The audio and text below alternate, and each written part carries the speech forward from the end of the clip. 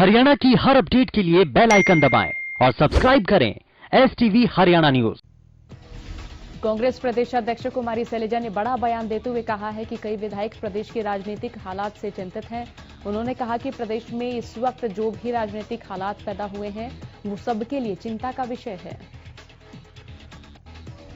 हरियाणा में सरकार बनाने के दावे पर शैलजा ने कहा कि अगर हालात बने और आवश्यकता महसूस हुई तो कांग्रेस सरकार बनाने के लिए संविधान अनुसार कदम उठाएगी। उन्होंने कहा कि जो भी संविधान के हिसाब से होगा हम वो कदम जरूर उठाएंगे।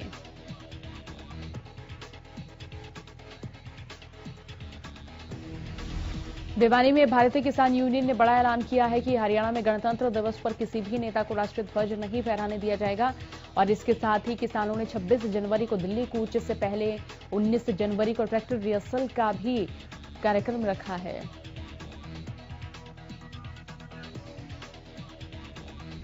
किसान नेताओं ने संयुक्त किसान मोर्चा के बैनर तले प्रेस वार्ता के दौरान अपने आगे की रणनीति को सार्वजनिक किया। किसान नेताओं का कहना है कि राजनीतिक दलों के नेताओं ने किसानों की मांगों पर गंभीरता से नहीं उठाया और इसीलिए किसी भी नेता को राष्ट्रीय ध्वज फहराने का अधिकार नहीं है।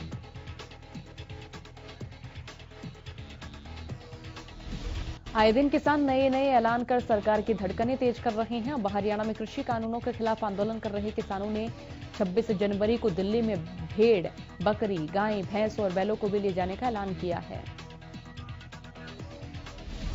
रोहतक टोल पर आंदोलन कर रहे किसानों ने कृषि कानूनों की प्रतियां फूंकी और सरकार के खिलाफ प्रदर्शन किया। किसान नेताओं ने कहा कि लोहड़ी के मौके पर कृषि कानूनों की प्रतियां फूंकी गई हैं और वहीं आज से सरकार का पुतला भी फूंका जाएगा।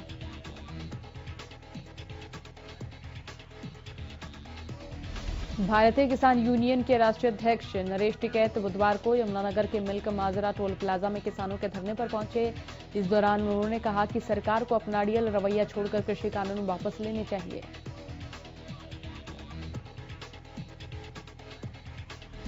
उन्होंने कहा कि सभी को अनुशासन में रहकर आंदोलन करना है। राष्ट्रीय संपत्ति भी हमारी ही है, कोई नुकसान ना करे। इस दौरान उन्होंने चेतावनी देते हुए कहा कि अगर कोई समाधान नहीं निकला तो 26 जनवरी को दिल्ली जाएंगे और सरकार का जिद्दी रवैया है जो बात नहीं मान रही है। किसानों पर तरह तरह के आरोप लगाए जा रहे हैं।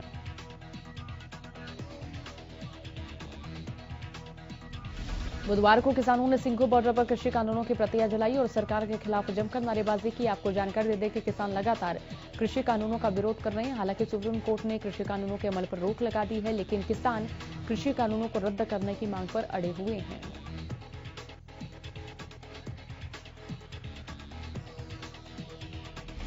लोहड़ी के मौके पर किसानों ने नए कृषि कानूनों की प्रतियां जलाकर कानूनों पर अपना विरोध व्यक्त किया। यमुनानगर के अनाज मंडी के गेट के बाहर किसानों ने कृषि कानूनों की प्रतियां जलाकर विरोध प्रदर्शन किया। किसानों ने कहा कि जब तक ये कानून वापस नहीं होते तब तक वो दिन रात इसी तरह संघर्ष करते रहेंगे और वहीं 26 जनवरी को लाखों ट्रैक्टर लेकर किसान दिल्ली कूच करेंगे। गोहाना में भारतीय किसान यूनियन के प्रदेश उपाध्यक्ष के नेतृत्व में किसानों ने तीनों कृषि कानूनों की प्रतियां चलाई और सरकार के खिलाफ जमकर नारेबाजी की। किसानों ने सरकार से मांग की है कि जल्द से जल्द तीनों कानून वापस करें, नहीं तो ये आंदोलन और तेज होगा। किसानों का कहना है कि सुप्रीम कोर्ट की ओर से जो 4 सदस्यों की कमेटी बनाई गई है उस कमेटी पर हम विश्वास नहीं करते हैं, क्योंकि ये बीजेपी सरकार में रहकर तीनों कृषि कानूनों के हक में फैसला सुनाएंगे।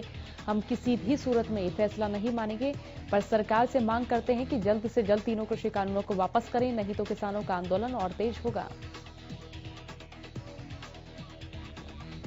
कैथल में भी लघु सचिवालय में किसानों और कर्मचारियों ने मिलकर 3 कृषि कानूनों को लेकर सरकार के खिलाफ नारेबाजी की और प्रदर्शन करते हुए सचिवालय से बाहर सड़क पर आकर 3 कृषि कानूनों की प्रतियां जलाई और सरकार विरोधी नारे लगाए।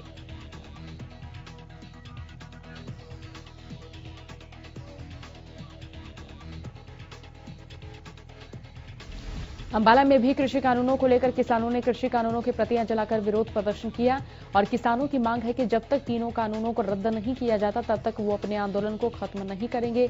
इसी के चलते शंभू बॉर्डर पर भाकियू के आंदोलनरत किसानों ने लोहड़ी के त्योहार पर कृषि कानूनों की प्रतियां जलाकर प्रदर्शन किया। किसानों का कहना है कि सुप्रीम कोर्ट की ओर से इन तीन काले कानूनों पर स्टे दिए जाने से वे खुश हैं, लेकिन जो उनके द्वारा समिति बनाई गई है उनसे किसान खुश नहीं है। किसान नेता गुलाब सिंह ने कहा कि लोहड़ी पर्व पर किसानों ने इन तीनों कानूनों की प्रतियां जलाई हैं।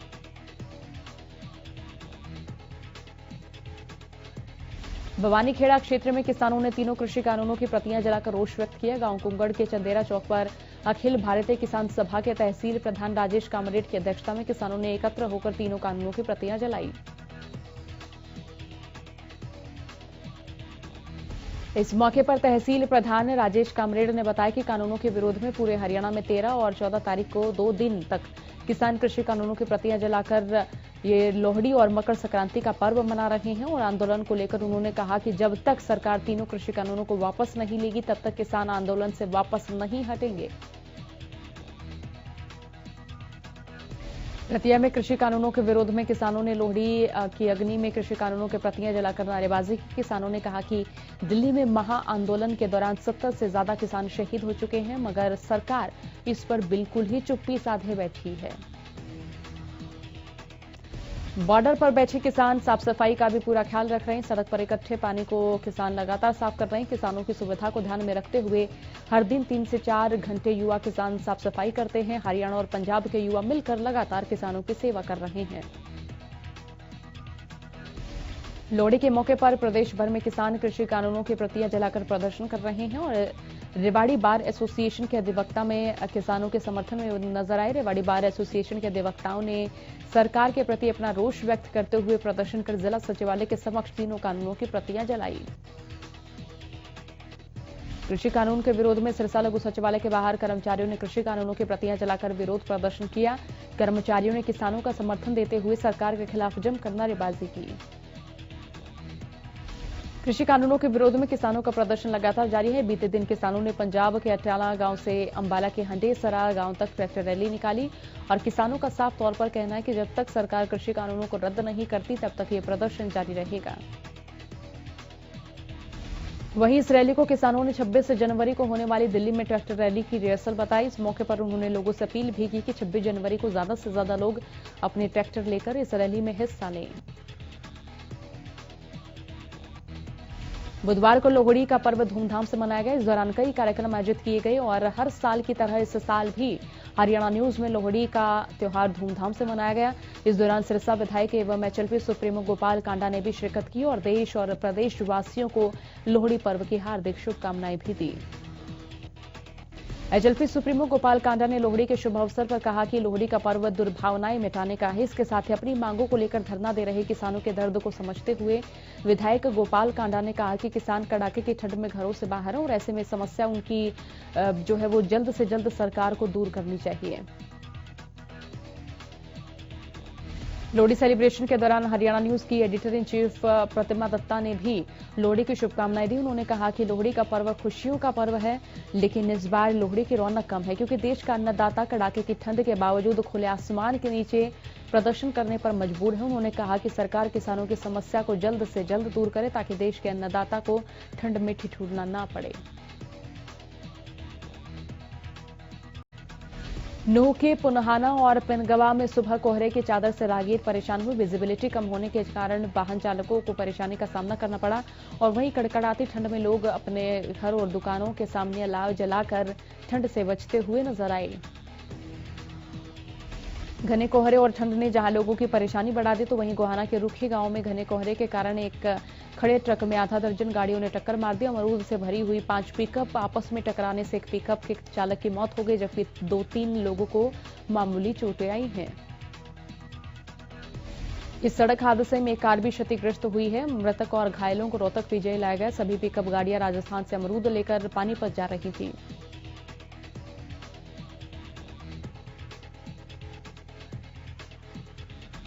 प्रदेश में बदमाशों का आतंक थमने का नाम नहीं ले रहा। सोनीपत के टीकाराम कॉलेज के पास अंकित फार्म भंडार पर 2 नकाबपोश बदमाशों ने लूट की वारदात को अंजाम दिया।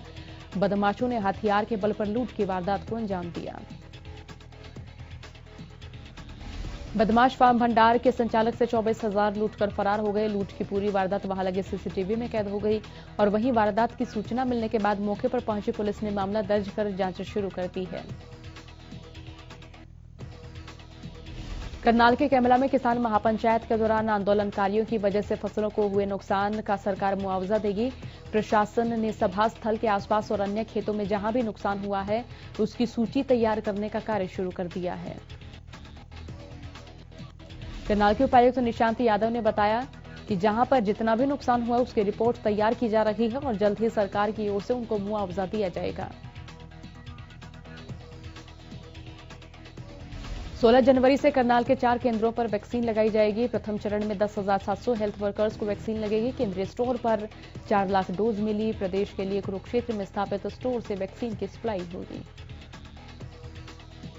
करनाल के उपायुक्त निशांत कुमार यादव ने बताया कि स्वास्थ्य मंत्रालय की ओर से करनाल के केंद्रीय स्टोर में कोविशील्ड की 4 लाख डोज प्राप्त हुई हैं और यहां से उत्तर भारत में वैक्सीन सप्लाई की जाएगी। इस बारे में स्वास्थ्य विभाग की ओर से जो निर्देश प्राप्त होंगे वहां करनाल स्टोर से भेजी जाएगी।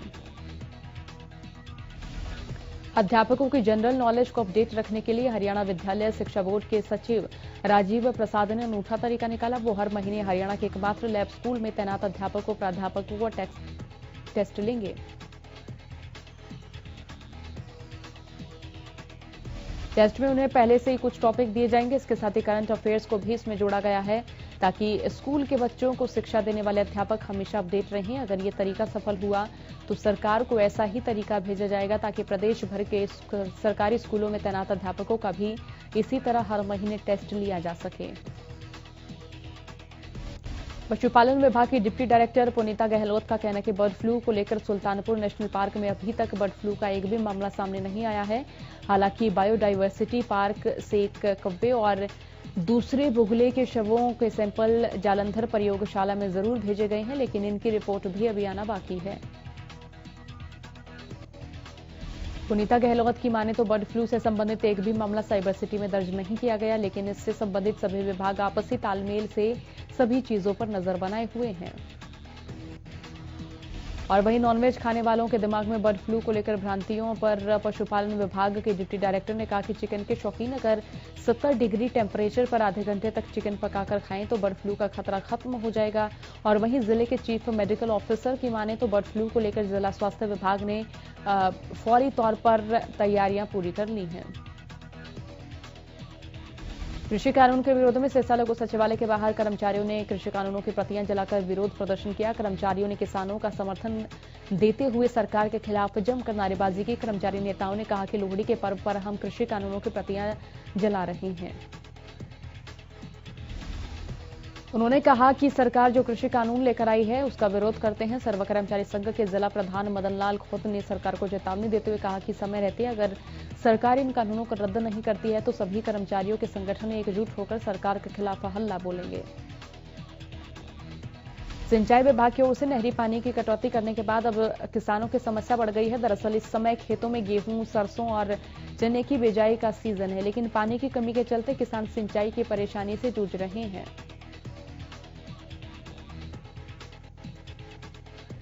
किसानों ने सरकार और सिंचाई विभाग से नहरी पानी देने की मांग की, लेकिन किसानों को एक हफ्ते का ही नहरी पानी दिया जा रहा है। वहीं इस पर अब विधायक अभय चौटाला ने बीजेपी सरकार पर किसानों को बर्बाद करने का आरोप लगाया है।